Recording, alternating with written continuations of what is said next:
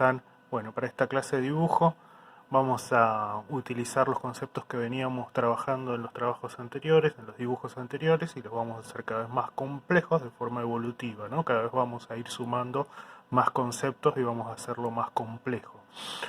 Y vamos a hacer dos dibujos, uno de análisis lineal de la estructura interna de los objetos, más o menos como lo hicimos con las figuras geométricas base, y uno con el análisis de valor.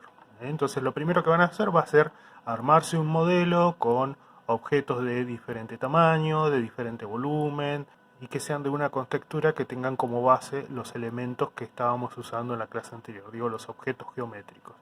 Quiero decir que todos estos que están en esta foto se basan en los objetos geométricos que ustedes tenían en el análisis anterior. Entonces esta taza es un cilindro, este aerosol es un cilindro y la caja es de estructura base un cubo, ¿no? Entonces se arman una o dos composiciones. Yo ahora estoy analizando acá que por ahí me hubiese convenido un objeto un poquito más alto para tener contraste, a pesar de que estos objetos son más chicos, bueno, pero yo los sumo y me da un tamaño parecido, por ahí me convenía tener un objeto más grande en mi composición.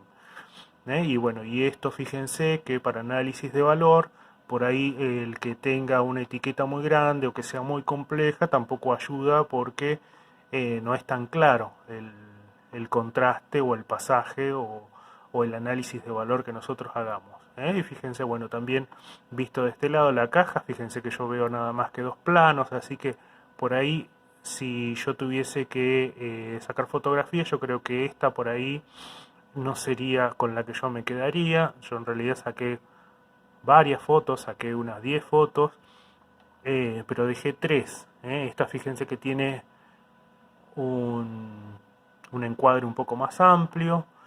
Tenemos la caja vista de otro lado un poco más atractivo, digamos, vemos 3 planos, la taza la misma relación, pero también vemos un poco más de tela con algún pliegue y una luz ahí abajo. Y bueno, y acá, fíjense que yo ya le di un poquito de pintura al aerosol para sintetizar, ¿no?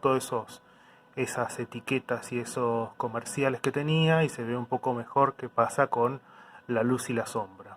Ahora yo voy a poner porque acá sale un poco quemada la foto, a ver si me acerco, fíjense la diferencia que hay en la taza si yo me alejo el celular o lo acerco. Bueno, lo mismo con la caja. Entonces yo creo que esta de las fotografías que yo saqué es la que más me conviene porque bueno, tengo variedad de valor, tengo una luz dirigida que hace que tenga unos contrastes que son más interesantes. Fíjense, la caja ya tiene, por lo menos tiene 3 valores, hay pasajes en los cilindros, bueno, solucioné lo del la pintura del objeto este que era muy complejo, tenemos más luz en la tela también, tenemos unas sombras proyectadas que por ahí también son interesantes y tenemos contraste en el fondo. Entonces, decidido ya que este va a ser la fotografía elegida, lo que vamos a hacer primero va a ser el análisis de la estructura interna de los objetos. Entonces lo que ustedes van a tener material que está en archivo, que ya lo tuvieron disponible para las clases anteriores, que es esto básicamente lo que ustedes van a tener que analizar, ¿no? Aparte de el dibujo definido del objeto, van a tener que marcar estas líneas, estos ejes, ¿no? El eje del centro, estos óvalos, ¿no? Que este de abajo, por ejemplo, sería como se vería el objeto en transparencia, la base del objeto, pero nosotros conceptualmente sabemos que dentro hay un montón de óvalos, es decir, a medida que yo voy subiendo, podría ser un montón de óvalos y todos tendrían la misma forma de funcionamiento, quiero decir, a partir del eje central tendríamos un óvalo que es simétrico al eje del objeto total, y estas líneas de los lados del objeto serían paralelas y simétricas también, ¿no? Entonces, al ya tener esta línea de eje en el centro, bueno, podemos relacionar la simetría y también fíjense que me, me soluciona que yo tenga el pico acá del aerosol, que tiene que estar justo en el centro, ¿no? Porque diferente sería si fuese un objeto manufacturado, ¿no? No sé, una vasija de barro donde yo me puedo equivocar y dejar de tener simetría.